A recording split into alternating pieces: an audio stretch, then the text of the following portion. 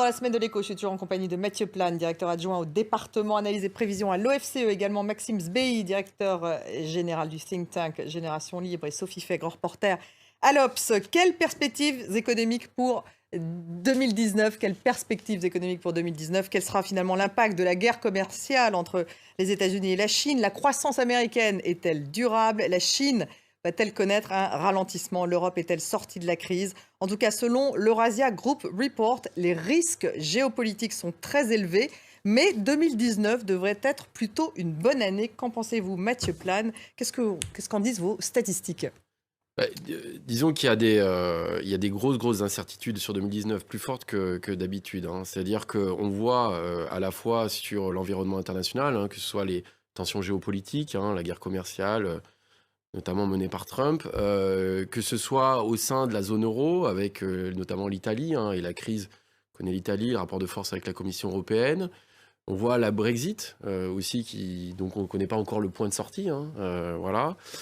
Donc on accumule quand même des facteurs qui ne sont pas favorables de ce côté-là. Et si on regarde aussi d'un point de vue plus conjoncturel, dans beaucoup de pays, on est quand même en haut de cycle. C'est-à-dire qu'on arrive à une situation où justement les taux de chômage sont bas et on attend plutôt un retournement de conjoncture, c'est-à-dire un ralentissement. Alors souvent ces cycles ont été retardés, notamment aux États-Unis, par des politiques budgétaires expansionnistes. Et on voit qu'on va progressivement sûrement avoir un retournement de cycle et surtout, dans notre pays, mettre en place des politiques de consolidation budgétaire, comme aux États-Unis. C'est-à-dire qu'on ne peut pas indéfiniment faire d'expansion budgétaire et surtout aussi une normalisation des politiques monétaires. Et donc le risque, c'est effectivement qu'on ait un ralentissement assez marqué. Pas en 2019 ou déjà en 2019 ? Non, en 2019, on reste avec un scénario de croissance quand même assez favorable, mais on va dire qu'on commence à s'orienter là-dessus.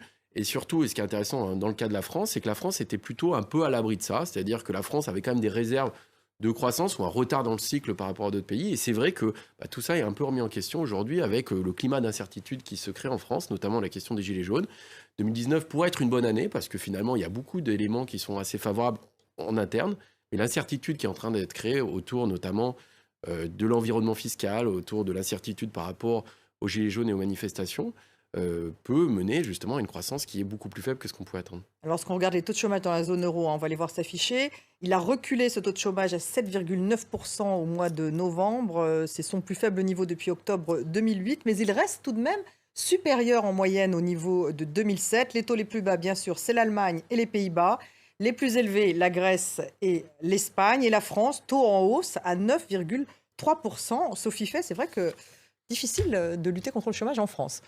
C'est très inquiétant. On est en train de se demander si le chômage structurel, alors on entend des chiffres complètement délirants. Donc le chômage structurel, c'est ce chômage qui ne baisse pas même quand il y a de la croissance parce que les gens ne sont pas qualifiés comme il le faudrait pour pouvoir prendre les emplois qui sont proposés. Et on entend maintenant des économistes qui parlent de taux entre 7 et 8, 9%. Donc on a l'impression que même s'il y avait de la croissance, on n'arriverait pas à faire baisser ce taux de chômage.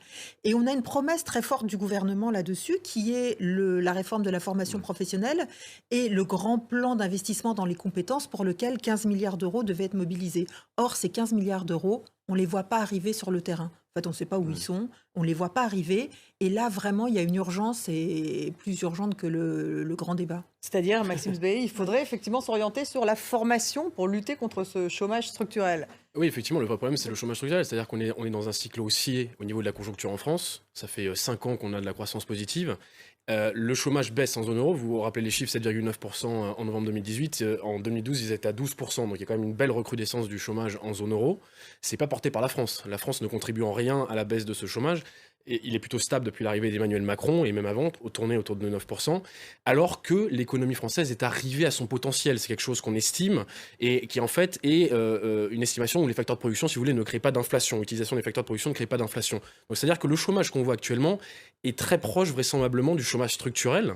Et c'est assez inquiétant parce que ça veut dire que ce n'est plus une question de conjoncture, c'est une question des structures du marché du travail et de l'organisation du marché du travail et effectivement aussi de la formation. C'est-à-dire qu'en fait, les besoins et les demandes de travail ne correspondent plus et le marché est assez mal organisé et tellement mal organisé qu'on se retrouve même avec une croissance à un chômage à 9%. Ça, c'est un vrai problème parce que ça veut dire qu'on ne peut pas le traiter simplement par une relance budgétaire ou par la politique monétaire. C'est vraiment une réforme structurelle et ça veut dire qu'il faut aller plus loin dans ces réformes-là. Mathieu Plane, c'est vrai que ça faisait partie du programme d'Emmanuel Macron. Oui, non. Alors, c'est vrai qu'un des paradoxes, c'est qu'on se retrouve avec une situation dont on voit des difficultés de recrutement qui augmentent, notamment. C'est vrai qu'on parle d'un chômage structurel. Alors, toujours difficile à qualifier, le chômage structurel, de savoir où on est exactement. C'est vrai que... Donc, expliquez-le justement. Alors, le chômage structurel, c'est le niveau de chômage qu'on peut atteindre sans tension inflationniste. C'est-à-dire que quand on passe en dessous, ça crée des tensions inflationnistes. Donc, le paradoxe aujourd'hui, c'est que beaucoup disent qu'on serait revenu au chômage structurel, sauf qu'on n'a pas du tout de tension inflationniste.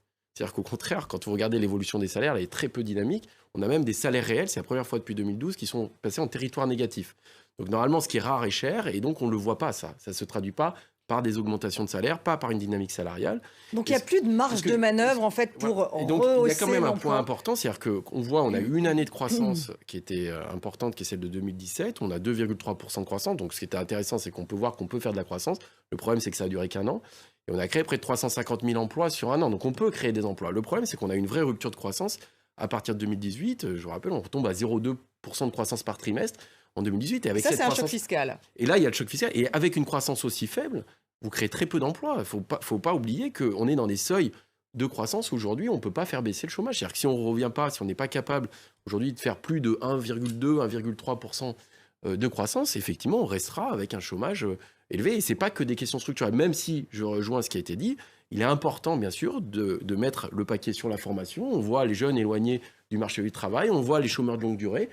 Tout ça a été dans le programme d'Emmanuel Macron, mais aujourd'hui, il y a la question budgétaire et on ne voit pas de montants vraiment qui sont alloués à cette formation. Mais justement, Emmanuel Macron, du coup, paye un petit peu cela aussi, ce manque de résultats sur le plan de l'emploi, probablement. C'est probablement une des raisons de la grogne, parce que c'est vrai que si les gens, par exemple, qui sont en emploi précaire aujourd'hui avaient pu trouver des emplois de meilleure qualité, ils ne seraient pas sur les ronds-points. Donc, ils payent aussi Pourquoi cette réforme n'est-elle pas, justement, exécutée, Sophie, telle que vous le dites? Alors, d'abord, parce qu'il y a peut-être une réalité financière, c'est 15 milliards sur la totalité du quinquennat, on ne sait pas très bien qui pilote ça, qui le dépense. Ensuite, ce fameux compte de formation, compte personnel plan de d'investissement dans les compétences. Et puis ensuite, on est dans une année de réforme, donc on est dans une année de transition. Il faut que les organismes de formation professionnelle se réorganisent, il faut que les entreprises ciblent mieux les besoins et il faut aussi qu'on ait ces nouveaux centres d'apprentissage qui vont être créés avec une implication plus forte des entreprises et un peu moins forte de l'éducation nationale. Il faut que ces centres d'apprentissage apparaissent et donc tout ça prend un petit peu de temps.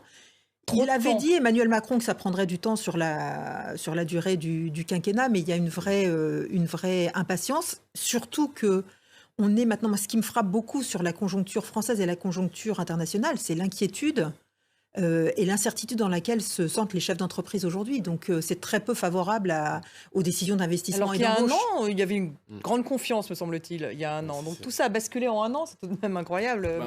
En zone euro, c'est intéressant, parce qu'en zone euro, justement, il y a beaucoup de facteurs qui s'accumulent. On est à 77 jours du Brexit, c'est quand même le gros point d'interrogation de 2019. C'est quand même... Des risques géopolitiques importants. Oui, et en fait, les risques sont politiques, finalement. C'est-à-dire qu'économiquement, les fondamentaux, comme on dit, sont pas forcément mauvais, mais on a des risques politiques qui s'accumulent. Vous avez mentionné l'Italie, ça c'est aussi un gros sujet. L'Italie, elle est probablement en récession aujourd'hui technique, c'est-à-dire qu'elle a déjà eu le deuxième trimestre croissance négative. De ce qu'on voit des enquêtes de conjoncture, des enquêtes de confiance, c'est qu'effectivement, elle a eu un quatrième trimestre qui est probablement aussi négatif. Donc techniquement, c'est en récession. L'Allemagne, on voit aussi des chiffres assez inquiétants de l'Allemagne. La production industrielle hier qui est sortie, un chiffre très négatif, on s'y attendait pas du tout. Et l'Allemagne est probablement, alors je pense ça avec vraiment des pincettes, mais probablement en récession technique aussi à la fin 2018. Donc c'est quelque chose qu'il faut prendre en compte à ce moment-là. Alors il y a des facteurs très temporaires qui expliquent ça sur le secteur automobile ou sur d'autres facteurs, mais la zone euro effectivement est beaucoup moins forte et beaucoup moins vigoureuse, on va dire, qu'au début 2018. Elle commence 2019 sur un pied un petit peu plus faible. Et là, pour ajouter au pessimisme ambiant, Larry Summers, l'ancien conseiller de Barack Obama, conseiller économique, lui dit qu'il y a entre 40 et 50% de chances que les États-Unis connaissent une récession dans les 2 années qui viennent. Mathieu Plane. C'est Larry Summers qui le dit. Donc. Non, mais c'est vrai qu'il faut écouter. Il est assez crédible, non ? Oui, il est assez crédible. Après, c'est de la probabilité. Non, une chance sur 2 que les États-Unis entrent en récession dans 2 ans. Il y a des facteurs qui sont vraiment mal orientés, surtout pour 2019. On est dans l'intermédiaire, mais 2020, c'est assez clair. C'est-à-dire que il y a des retournements un peu partout. Alors peut-être qu'ils vont avoir lieu plus vite que prévu. C'est vrai que vous l'avez évoqué sur la question de l'Allemagne, qui avait quand même une croissance forte, et on voit finalement un ralentissement qui est très très marqué, avec pour le coup une contrainte qui est plutôt d'améliorer sa croissance potentielle, avec la problématique de la population active, une main-d'œuvre qui est vieillissante, des problèmes de recrutement qui sont très forts. Là, pour le coup, les difficultés de recrutement sont énormes en Allemagne. Et c'est vrai que le retournement, et notamment aux États-Unis, risque d'être assez marqué en 2020, quand on va sortir des politiques budgétaires expansionnistes et qu'on va revenir vers une politique monétaire Aujourd'hui, ils sont normale. plein emploi. Mais ça a été surchauffe. poussé, c'est-à-dire que le cycle a été retardé et donc le retournement sera d'autant plus fort et peut-être corrélé avec un retournement des marchés encore plus marqué. Donc faut juste c'est vrai que rappeler les inquiétudes sont c'est fortes. la plus longue phase d'expansion, Ouais. c'est le cycle le plus long de l'histoire économique américaine. C'est-à-dire que ça Ouais, fait aux 10 ans qu'ils sont États-Unis. en croissance. Donc au bout d'un moment, si vous voulez, la croissance, au bout d'un moment, les cycles. Et alimenté par le plan de relance Mais de Donald alimenté Trump. avec un exactement. déficit à 5% du Été PIB, repoussé, qui est quand ouais. même normalement en haut de cycle, vous êtes avec des déficits bas. L'inquiétude qu'on va avoir, c'est quand il y aura le retournement, c'est comment on va financer ces déficits. Sophie. La toute petite lueur d'espoir, c'est que Donald Trump commence à prendre conscience de ça. Et vous avez vu que dans la guerre commerciale avec la Chine, il a un peu levé le pied parce que c'est pas le moment de commencer à rentrer dans la guerre commerciale entre les deux pays si les croissances ralentissent dans les Comme deux. la Chine ralentit Et c'est le aussi. cas dans Chine les deux. ralentit. Donc tout La à Chine coup, ils ont un ralentit peu, aussi. Un intérêt ils ont un commun. peu changé de ton. Et ça, c'est une bonne C'est dans nouvelle l'intérêt des aussi deux, pour l'économie effectivement, oui. européenne. Donc on pourrait en faire en sorte justement que l'avenir soit un peu moins sombre. Mathieu Plane, là, s'il y avait une petite recette. Non, alors le problème, non, des recettes, c'est vrai qu'une plus grande coordination des politiques économiques, c'est important. C'est vrai Alors, que on n'y est pas. on mais- est très loin. On voit que l'Europe, on voit que le projet européen vacille quand même fortement un peu dans tous les pays. La question du Brexit a été évoquée, qui peut quand même aussi poser un certain nombre de problèmes et de questions. Donc c'est vrai, une fois de plus, les fondamentaux sont peut-être pas si mauvais que ça dans un certain nombre d'endroits. Alors peut-être pas aux États-Unis, parce qu'aux États-Unis, je pense qu'il y a quand même des raisons de s'inquiéter, notamment sur les trajectoires de déficit public et commerciaux. Mais sinon, en Europe, finalement, les fondamentaux n'étaient pas si mauvais. Mais la question derrière, elle est vraiment politique aujourd'hui. Et on voit émerger des populismes un peu partout en Europe. Et donc ça crée vraiment des Et voilà, inquiétudes. les risques Pour sont les investisseurs, bien sûr. c'est Les très risques sont important. politiques, malgré tout. Merci beaucoup, Mathieu Plane, Maxime Sbey, Sophie Fay. Merci à vous de nous avoir suivis. Restez avec nous sur France 24.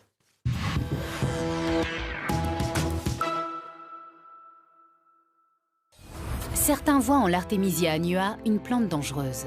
Je n'oserais jamais donner ceci à mon propre enfant. Elle est pourtant consommée depuis 2 millénaires en Chine pour soigner la malaria et des paysans la cultivent aujourd'hui en Afrique. Dès qu'on a de la fièvre, on ajoute une petite pincée d'artémisia et on le boit. Et la fièvre disparaît. Il n'est pourtant pas si facile de s'en procurer. Artemisia annua est une jolie plante qui est très efficace, mais interdite en France. On n'a pas le droit d'interdire de guérir des gens avec une herbe médicinale. L'Artémisia ne semble dangereuse que pour ceux qui font de la malaria un business. J'étais interpellé par un grand dépôt pharmaceutique à Kindu. Il m'a dit, monsieur, vous êtes en train de piétiner sur nos business. Et nous, du jour au lendemain, on nous a coupé tous les fonds. Malaria Business, une enquête exceptionnelle à découvrir dans Reporter le Doc sur France 24.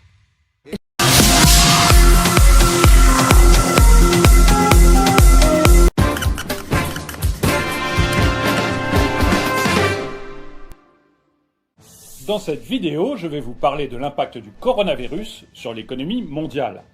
À l'heure où je fais la vidéo, tous les Français sont confinés chez eux. Parti d'un virus inconnu en décembre 2019 pour arriver à une pandémie en mars 2020, le coronavirus est devenu un cauchemar sanitaire dans le monde entier. En effet, le nombre de malades et de morts ne cesse d'augmenter dans le monde. Sur tous les continents, des villes comme San Francisco, New York ou Pékin, et même des pays entiers comme l'Italie ou la France, sont en confinement. Le virus est très contagieux, d'où l'adoption de mesures limitant les contacts physiques entre humains. Mais ces mesures ont vite fait de déstabiliser l'économie mondiale. Dans cette vidéo, nous allons voir à quel point l'économie est impactée et quelles solutions sont mises sur pied pour redresser la situation. Bonjour et bienvenue dans cette nouvelle vidéo de Droma Économie. Aujourd'hui, je vais donc vous parler des impacts du coronavirus sur l'économie mondiale. Dans cette vidéo, j'aimerais que vous me fassiez un commentaire pour me dire comment vous vivez le confinement. Est-ce que vous restez chez vous? Est-ce que vous sortez un peu? Est-ce que vous continuez à travailler? Dites-le moi dans un commentaire. N'oubliez pas également de vous abonner et de cliquer sur la cloche pour être prévenu lorsque je sors une nouvelle vidéo. Et si vous voulez m'aider à améliorer la qualité de ces vidéos, n'hésitez pas à me faire un don, même minime, sur Tipeee. Quels secteurs économiques sont affectés par le coronavirus? Assez vite, l'épidémie de coronavirus, qu'on appelle maintenant le Covid-19, a obligé les autorités chinoises à mettre la province de Wuhan, j'espère que je prononce bien ce mot, Wuhan, en quarantaine, face à la multiplication exponentielle des cas de coronavirus. Les usines, entreprises, écoles, lieux de divertissement et places touristiques se sont vues interdites d'accès au public. La première conséquence a donc été une baisse drastique des voyages touristiques dans cette zone de Chine en particulier, et dans l'ensemble du continent. La psychose a également affecté les transporteurs, à petite et grande échelle. À petite échelle, dans la province de Wuhan, les gens étaient confinés chez eux, donc peu de taxis, de bus ou de trains étaient en circulation. C'était un gros manque à gagner pour une région aussi dynamique. À grande échelle, les pays frontaliers de la Chine, ainsi que le reste de la planète, ont vite fait de réduire le trafic aérien avec la Chine pour réduire la propagation de la maladie. Mais ces mesures n'ont malheureusement pas empêché la flambée observée actuellement. Le confinement s'est alors propagé à l'Europe, en commençant par l'Italie, puis par la France. Il atteint maintenant les États-Unis. Le domaine de la bourse a également été très affecté dès la moitié du mois de janvier 2020. La Chine étant l'une des plus grandes puissances économiques du monde, ses investissements internationaux sont très importants. Le volume des activités économiques dans le pays et dans l'ensemble des pays concernés par le virus a considérablement diminué. Le premier à en avoir pâti est le pétrole, dont les cours ont baissé d'au moins 20% à la fin du mois de janvier. Le rapport du 9 mars dernier montre un marché financier en pleine déperdition. Les bourses du monde entier connaissent des baisses exceptionnelles. Cette baisse des cours financiers témoigne un manque à gagner énorme pour les investissements de par le monde. La journée du 9 mars dernier a d'ailleurs été désignée comme lundi noir pour le CAC 40. En effet, la baisse des cours du pétrole a créé une réaction en chaîne qui a déstabilisé les secteurs de l'énergie. Le prix des actions a donc baissé de 8,38%, un score que n'avait pas atteint l'indice parisien depuis la crise financière de 2008. Le krach boursier est alors évité de peu, mais les experts financiers restent tout de même inquiets de voir les cours des matières premières baisser encore plus.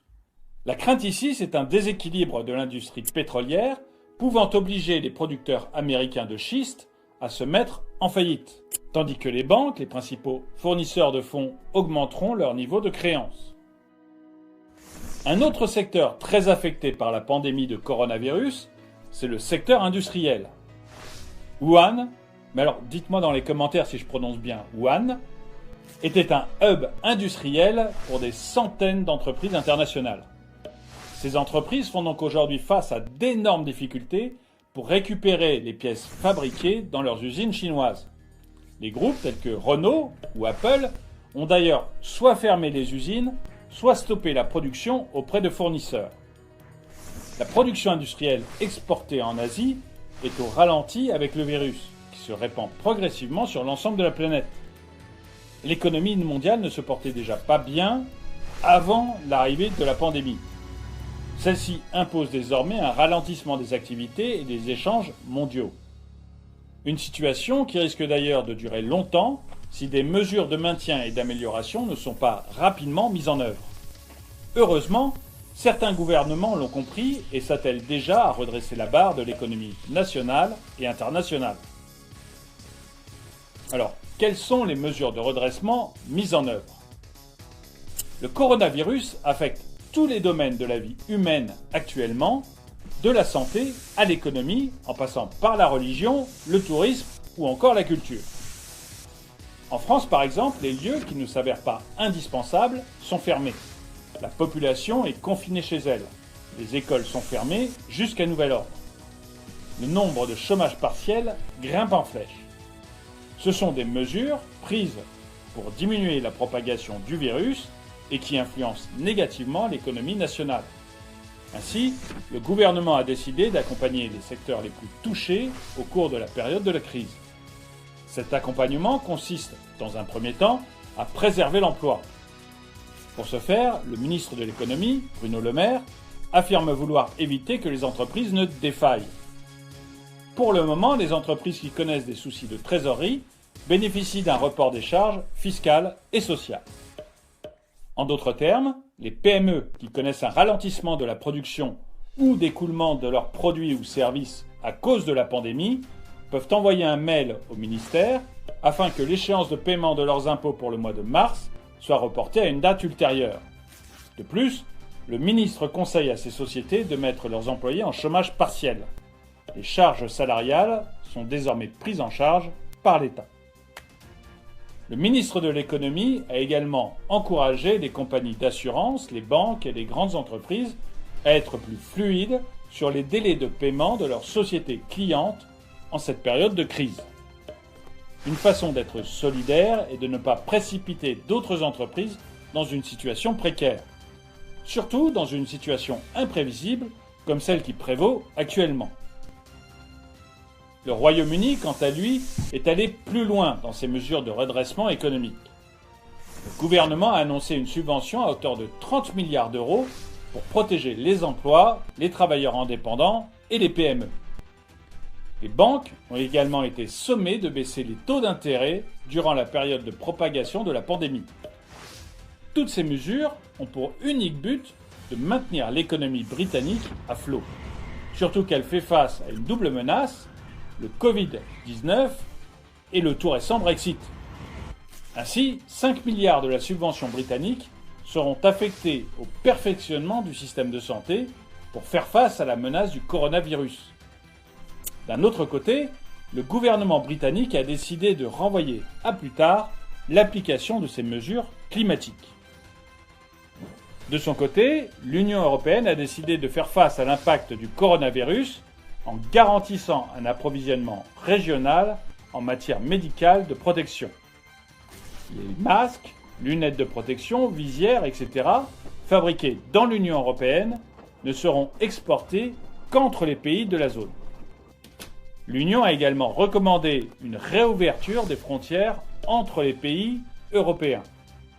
La présidente de la Commission européenne, Ursula von der Leyen, a déploré que des milliers de camions soient bloqués aux frontières avec des marchandises utiles pour l'ensemble de la communauté. Elle pense que la pénurie pourrait aggraver la situation sanitaire en Europe, d'où son appel à la réouverture des chaînes de distribution. Si vous deviez retenir 3 choses de cette vidéo, ce serait 1. La pandémie du coronavirus affecte grandement les cours du pétrole sur le plan mondial. 2. Les secteurs touristiques, des transports et de l'industrie connaissent également un ralentissement sans précédent à cause de la propagation du virus. 3. Les gouvernements européens ont décidé de soutenir les entreprises et travailleurs les plus touchés par les conséquences de la pandémie. Ils offrent subventions et meilleurs délais de paiement des impôts et intérêts bancaires. Merci d'avoir regardé cette vidéo, n'oubliez pas de lui mettre un pouce vers le haut. Dites-moi dans les commentaires comment vous vivez la pandémie. Vous pouvez également regarder une des 2 vidéos qui s'affichent maintenant. Et merci à tous ceux qui m'aident sur Tipeee.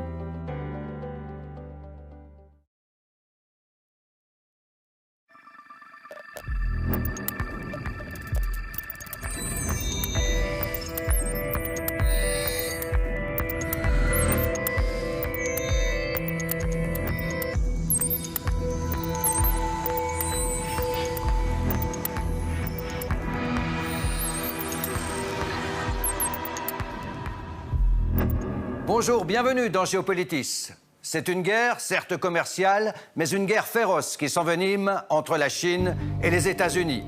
Au sommaire, le bras de fer entre les 2 plus grandes puissances économiques du monde. Quelles en sont les causes? Qui va payer les pots cassés? La Chine est-elle le seul grand méchant loup dans la bergerie du commerce mondialisé? Et l'Europe ne risque-t-elle pas de devenir une victime collatérale de cette surenchère entre les États-Unis et la Chine? Enfin, l'OMC, l'Organisation mondiale du commerce, a-t-elle échoué à réguler le commerce mondial? La guerre des taxes douanières à laquelle nous assistons recouvre une autre guerre stratégique. La Chine et les États-Unis se disputent la suprématie scientifique et technologique. La 2e économie du monde cache à peine ses ambitions. Elle veut détrôner l'Amérique. Ses téléphones, ses panneaux solaires, ses batteries électriques séduisent les consommateurs que nous sommes. China has been taking advantage of the United States for many, many years. I'm not just talking about during the Obama administration. You can go back long before that. And it's been taking out $400, $500, $600 billion a year out of the United States. And we can't let that happen. Alors oui, c'est vrai, au grand jeu du commerce mondialisé, les Chinois ne sont sans doute pas un modèle de fair play. Il n'y a pas que Trump, les Européens aussi estiment que les Chinois trichent sur les transferts de technologie. On les accuse de déverser une pluie de subventions sur les champions de leur économie.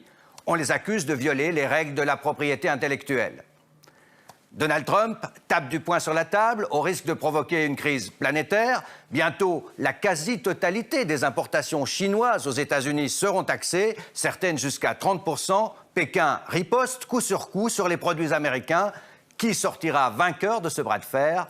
Cédrine Verguin.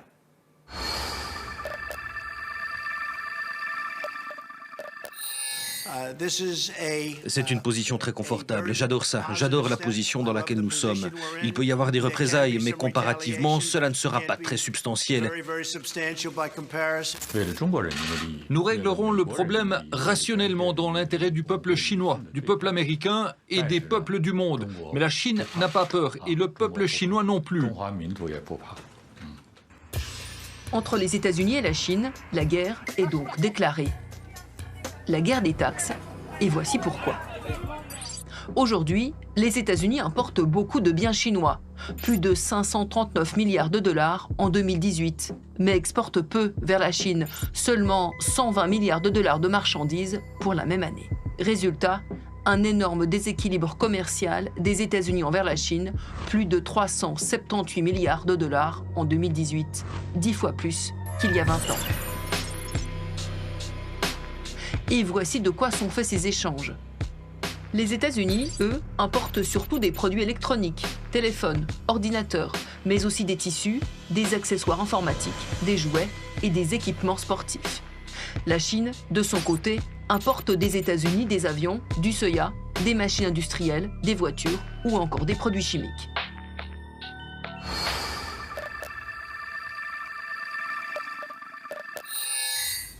Le 8 mars 2018, Donald Trump serre la vis. Aujourd'hui, je défends la sécurité nationale des États-Unis en imposant des taxes sur les importations étrangères d'acier et d'aluminium. Et tout va très vite. En quelques mois, les États-Unis décident de taxer de plus en plus de produits chinois. Voitures, disques durs, composants d'avions. Côté chinois, on riposte sur les produits agricoles et les produits marins. Résultat, depuis le 10 mai, 200 milliards de dollars de produits chinois sont taxés à hauteur de 25%. L'acier, le cuir, le caoutchouc, l'électronique, mais aussi l'électroménager comme les machines à laver, les télévisions, l'ameublement. Il ne restera plus personne en Chine avec qui faire des affaires. Très mauvais pour la Chine, très bon pour les États-Unis. Mais la Chine a profité des États-Unis pendant tellement d'années qu'ils ont une grosse avance. Donc la Chine ne devrait pas répliquer, ça ne ferait qu'empirer les choses. Mais Pékin réplique et peaufine ses représailles en imposant en retour des droits de douane allant jusqu'à 25% sur 110 milliards de dollars d'importation en provenance des États-Unis. Les fruits, la viande de bœuf, le fromage, les amandes, le whisky, les Harley-Davidson, le soja.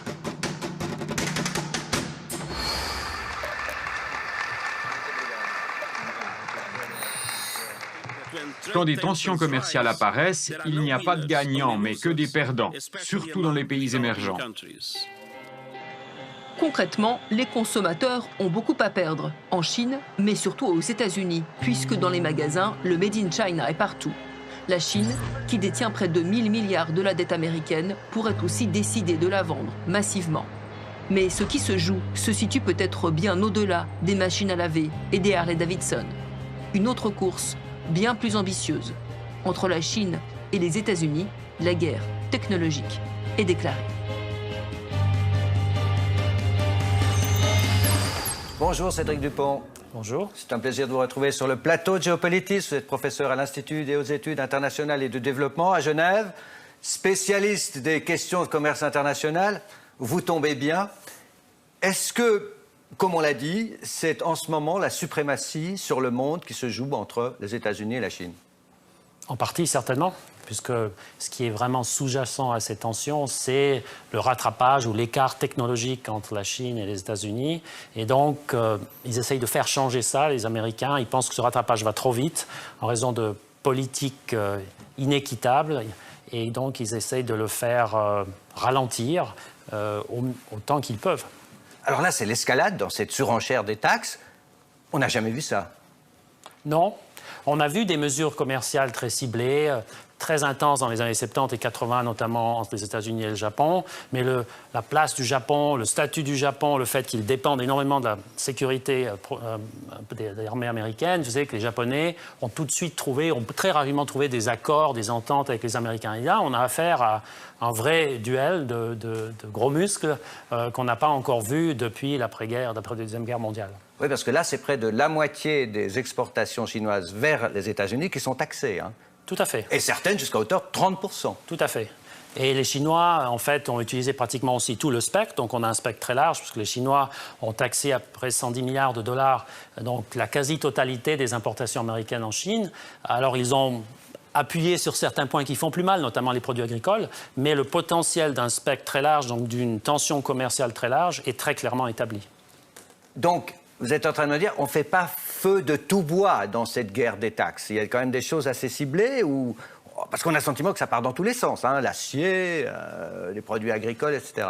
Alors, il faut distinguer. Donc là, on parle de la Chine et des États-Unis. C'est vrai que Trump a ouvert aussi d'autres... donc lui, il a plusieurs fronts ouverts. Il a utilisé le front chinois, où essentiellement, c'est ce qu'il considère des politiques inéquitables, de la concurrence inéquitable, du vol de propriété intellectuelle, du transfert technologique forcé. Mais il a aussi ouvert d'autres chantiers qu'il appelle de sécurité nationale, dans le domaine de l'automobile ou de l'acier et de l'aluminium, qui sont des mesures ou des chantiers globaux qui visent autant la Chine que le Japon, la Corée du Sud ou l'Union européenne.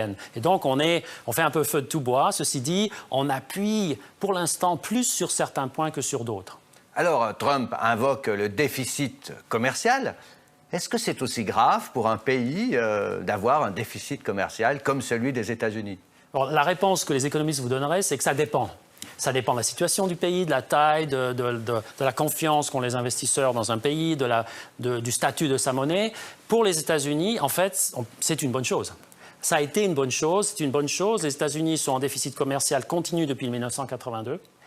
Ils sont en croissance continue depuis l'après-crise financière 2009 et ils sont à un taux de chômage historiquement bas. Donc si le déficit était une si mauvaise chose, ils ne seraient pas dans la situation actuelle. Et pour résumer, en fait, les États-Unis consomment beaucoup et ça se traduit par un déficit commercial. Et en retour, les étrangers investissent massivement aux États-Unis. Et puis, il n'y a pas que la Chine qui est coupable de ce déficit commercial américain, au fond. Non, bien sûr que non.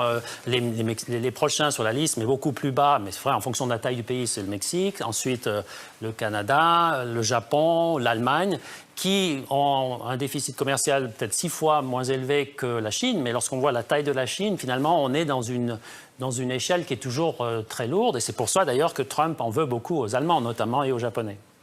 On s'attendait, fin avril, à ce que les négociations entre les deux aboutissent, et tout d'un coup, tout s'est bloqué. Pourquoi? Alors, la raison invoquée, c'est que les Chinois ne veulent pas légiférer. Donc, les changements demandés par les Américains, ils ne veulent pas que ça devienne des lois. Pour la raison que peut-être ils ne veulent pas montrer un signe de faiblesse interne, ou aussi parce qu'ils pensent que ces lois ne seront pas applicables ou ils ne pourront pas les appliquer parce que finalement, certaines provinces pourraient un peu rechigner à les mettre en œuvre suffisamment rapidement. Mais Trump, à travers ce bras de fer, il veut tout de même que les Chinois reviennent à la table des négociations. Absolument. Ils ne sont pas partis. C'est un peu une danse. Hein. Ils viennent, ils partent, ils repartent. Qu'ils aboutissent dans ces négociations. Qu'ils aboutissent, absolument. Il en a vraiment besoin parce que lui, effectivement, c'est une promesse électorale de montrer le déficit commercial, que ce soit une bonne chose ou une mauvaise chose. Pour lui, c'est quelque chose qu'il veut réduire. Ce qu'il a promis à son électorat de base, c'est-à-dire l'Américain modeste, et il a une année, plus ou moins, pour le faire. Et donc, plus les Chinois prennent du temps pour explicitement se mettre au diapason, si vous voulez, plus il va en pâtir électoralement. Au final, qui va payer les pots cassés de cette crise taxe douanière pour l'instant? Est-ce que ce n'est pas les consommateurs, et aux États-Unis et en Chine? Bien sûr, ce sont les consommateurs très clairement, mais aussi tous les producteurs, puisqu'il ne faut pas oublier que maintenant le commerce s'est fait largement de produits intermédiaires. Donc en fait, lorsqu'on a introduit des barrières au milieu de tout ce système, ce n'est pas seulement les consommateurs donc à la fin de la chaîne qui sont pénalisés, mais c'est tous ceux qui sont dans la chaîne et tous les producteurs qui vont payer un surcoût pour les matières premières ou les produits intermédiaires qu'ils utilisent dans leur production. Alors avant de poursuivre, Cédric Dupont, je vous propose qu'on rejoigne à Shanghai le correspondant de la radio-télévision suisse, Michael Pöcker, avec une première question. L'économie chinoise souffre-t-elle? Les taxes américaines ont-elles déjà eu un impact? Alors ces taxes impactent principalement l'industrie d'exportation ici en Chine. Les exportations qui ont fortement chuté ces derniers mois et qui devraient continuer à chuter ces prochains mois. En un an, les exportations chinoises ont reculé de 2,7%. La tendance est plus lourde en direction des États-Unis. La baisse est de plus de 13% et frappe surtout l'industrie des composants électroniques. Les principales victimes dans ce contexte, ce sont les entreprises étrangères présentes en Chine. Pourquoi? Tout simplement parce que 60% des produits fabriqués en Chine et exportés vers les États-Unis sont fabriqués par des entreprises étrangères. Conséquence, ces dernières tendent à délocaliser de plus en plus vers l'Asie du Sud-Est, vers le Vietnam, vers l'Indonésie. C'était une tendance qu'on remarquait déjà avant le début de la guerre commerciale avec Donald Trump, parce que les salaires ici en Chine augmentent d'année en année. Mais la guerre commerciale a vraiment donné un coup de fouet à ce mouvement et l'a accentué. Les autorités chinoises s'en sont rendues compte et ont tenté et tentent de soutenir ces entreprises aujourd'hui en leur octroyant des rabais fiscaux, des accès facilités au crédit, en subventionnant aussi les employés. Donc voilà, les autorités chinoises sont conscientes de ce défi. Les premières sanctions américaines ont frappé les exportations chinoises en mars 2018. Leur impact économique commence à se faire sentir au moment où la croissance chinoise atteint son plus bas niveau depuis près de 30 ans. Et pourtant, la population chinoise ne semble pas spécialement remontée contre Donald Trump. Les autorités ont été très pragmatiques dès le début, en enjoignant les médias d'État notamment à être sur la retenue, à ne pas critiquer ouvertement le président américain, tout ça pour s'assurer une bonne atmosphère dans le cadre des négociations. Et si vous interrogez les gens ici dans la rue, beaucoup vous diront que Donald Trump c'est un homme d'affaires qui fait ce qu'il a à faire pour les intérêts de son pays. Cédric Dupont, qui a les plus gros muscles dans ce bras de fer? De manière agrégée, les États-Unis, puisqu'ils dépendent moins du marché chinois pour l'instant que l'inverse, mais ils ont des muscles qui sont fragiles à certains endroits, et notamment sur question politique. Les plus gros muscles économiques sont les États-Unis, les plus gros muscles politiques, c'est plus partagé. Les Chinois peuvent être fragiles, puisqu'il y a toujours des questions de politique intra-parti communiste, mais il y a aussi, évidemment, aux États-Unis, le système électoral qui fait qu'il suffit d'appuyer à certains endroits clés pour que le président, malgré un bilan économique très bon, puisse se retrouver en difficulté. Oui, parce que Trump a besoin de croissance. Il a besoin de croissance, aussi pour être élu. Cette croissance à 3,2%, il faut qu'elle la maintienne jusqu'aux prochaines élections. Oui, alors il lui faut la croissance, je pense qu'il l'aura. Le problème, c'est qu'on peut avoir la croissance, mais ce qu'il a promis, c'est de rendre l'Américain moyen ou modeste plus riche, plus heureux à la fin de son mandat. Or, pour l'instant, ce qui porte l'économie américaine, ce sont le secteur technologique, la haute technologie et l'énergie fossile, enfin le secteur fossile. Pas vraiment, et ceux qui ont bénéficié de ces croissances, pas vraiment l'électorat de base, j'allais dire, de Donald Trump, qui se trouve justement beaucoup plus potentiellement affecté par des contre-mesures chinoises. Certains observateurs ont relevé que les taxes chinoises frappent précisément des États américains qui pourraient être décisifs pour la réélection ou la non-réélection de Trump. Oui, absolument. Les Chinois sont intelligents, ils connaissent bien le système politique américain, donc ils savent où planter l'aiguille. Et notamment dans ces États du Midwest, notamment sur les mesures qui touchent le soya, notamment dans des États comme l'Iowa, qui ont voté Trump en 2016, mais qui pourraient basculer parce qu'ils souffrent extrêmement fortement des mesures chinoises. Alors, plus on s'approchera de novembre 2020, plus ça fera mal. Et donc, c'est pour ça que Trump veut frapper très très fort le plus vite possible pour se débarrasser de ce spectre, si vous voulez, sur une possible réélection. Alors, vous l'avez relevé tout à l'heure, on a une économie chinoise peut-être plus fragile qu'on le dit, et puis de l'autre côté, on a cette économie américaine qui flambe comme jamais, avec un taux de chômage historiquement bas depuis 40 ou 50 ans. Est-ce que ce contexte-là, conjoncturel, peut peser sur l'issue des négociations ? Oui, absolument. Et c'est pour ça que les Chinois ont tout de suite dit qu'ils ne quittaient pas la table de négociation, que c'était les aléas d'une négociation. Il y a du donnant-donnant, des fois ça marche pas. Ils n'ont jamais dit on arrête les négociations.